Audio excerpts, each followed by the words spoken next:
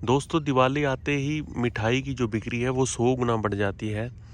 जिस दुकान पर 10 डिब्बे बिकते हैं उस दुकान पर 1000 डिब्बा बिकता है दिवाली के दिनों में। और दूध की जो हमारे यहाँ इंडिया में प्रोडक्शन है वो पहले से ही शॉर्ट चल रही है। तो इसमें आप एक चीज़ का अनुमान लगा सकते हैं कि जिस चीज़ की ऑलरेडी शॉर्ट चल रही है पूरे इंडिया में, वो चीज़ से बने प्रोडक्ट 100 गुना बिकते हैं इन 5-7 दिनों में। तो तब वो दूध क्या हम पाकिस्तान से मंगवाते हैं या चाइना से मंगवाते हैं या यूएसए से हम इंपोर्ट करते हैं, ये सोचने वाली बात है। क्योंकि जितना नकली दूध, पनीर, मावा दिवाली के दिनों में यूज़ होता है, शायद वो पूरे साल में भी नहीं होता। क्योंकि उस टाइम लोग गिफ्ट देते हैं और फ्री का गिफ्ट ना तो खाने वाला कोई कंप्लेंट करता है और ना ही देने वाले को पता होता है कि उसका क्या टेस्ट है, क्या उसका रिज़ल्ट है।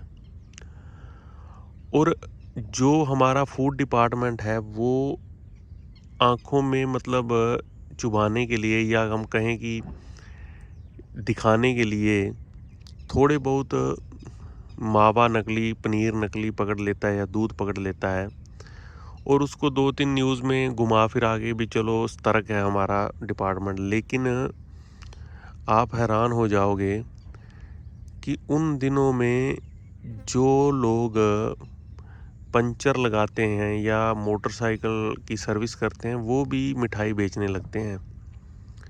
क्योंकि हफ्ते में उनको जो इनकम है वो कई हज़ार गुना उनको इनकम होती है और वो भी नकली सामान बेच के। तो कभी भी आप अगर मिठाई के शौकीन हैं, अगर आप मीठा खाना चाहते हैं तो दिवाली से 10 दिन पहले कभी भी मिठाई मत खरीदना और दिवाली के 10 दिन बाद भी कभी मिठाई मत खरीदना।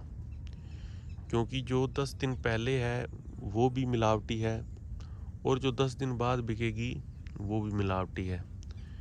क्योंकि दूध की जो प्रोडक्शन है, दूध की जो लागत है, वो आम कंज्यूमर को वैसे ही पूरी नहीं हो रही है और ऊपर से जो केमिकल डाल के नकली दूध तैयार कर रहे हैं उसी से नकली मावा तैयार हो रहा है और वो ही आप एक दूसरे को गिफ्ट के रूप में दे रहे हो।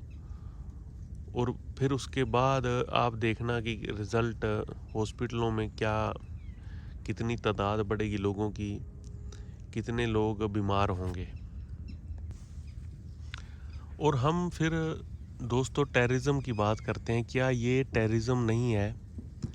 टेररिस्ट तो सीधे गोली मारते हैं और आदमी मर जाता है और ये जो मिलावट का जो जहर घोलते हैं, ये जो आतंकवादी हैं, ये लोगों को धीरे धीरे मारते हैं और उनकी जेबें खाली करवा के मारते हैं और उनको परेशान करके मारते हैं। क्योंकि जो मिलावट होती है वो धीरे धीरे आदमी को मारती है और उसका पहले सारा पैसा उसका हॉस्पिटलों में लगवाती है और उसके बाद फिर जो उसका रिज़ल्ट होता है वो तो आपको पता ही है कि हर टाइम अगर लोग मिलावटी खाना खाएंगे तो उनका क्या हाल होगा। और हमारी सरकार भी इतनी मतलब कि कबूतर की तरह आंखें मूंद कर बैठी है कि इस पर कोई भी आज तक ऐसा स्ट्रिक्ट कानून नहीं लगाया कि जिसको लोगों में कोई भय हो। आए साल लाखों क्विंटल नकली दूध खोया पकड़ा जाता है, लेकिन एक भी सज़ा ऐसी नहीं कि जिससे लोग इसमें डर पैदा हो और लोग इसको छोड़ें। अगर इसको भी देशद्रोह की कैटेगरी में लाया जाए, क्योंकि मिलावट एक देशद्रोह ही है। अगर आप किसी हमारे मतलब कि देशद्रोह क्या होता है कि आम नागरिक की जान को खतरा, और ये जो देशद्रोह है इसको, ये देशद्रोह से कम नहीं है। इस पर भी सभी वैसी धाराएं लगनी चाहिए जो देशद्रोही को लगती हैं।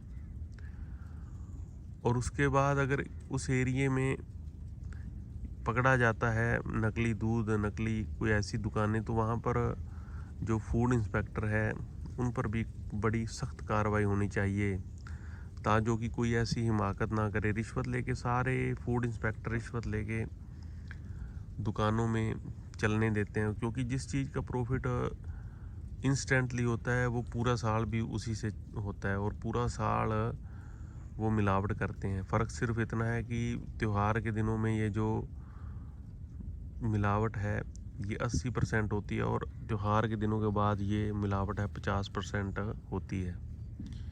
क्योंकि उन्होंने जो इक्विपमेंट, जो उन्होंने अपना सारा सिस्टम बनाया है, उसको वो सारा साल वैसे थोड़ी पड़ा रहने देते हैं। उसको भी फिर वो यूज करते हैं, जो उनकी टेक्निक है, जो उनके पास इक्विपमेंट है नकली चीज़ें बनाने के। तो हम ही जागरूक नहीं है, हमारा ध्यान है ही नहीं इस तरफ, जो कि प्रायोरिटी होनी चाहिए खाना पीना। तो लोग मिलावट करेंगे ही अपने निजी स्वार्थ के लिए। तो दोस्तों, आप इसके बारे में क्या सोचते हैं? अपने विचार कमेंट करके ज़रूर बताना। नमस्कार दोस्तों।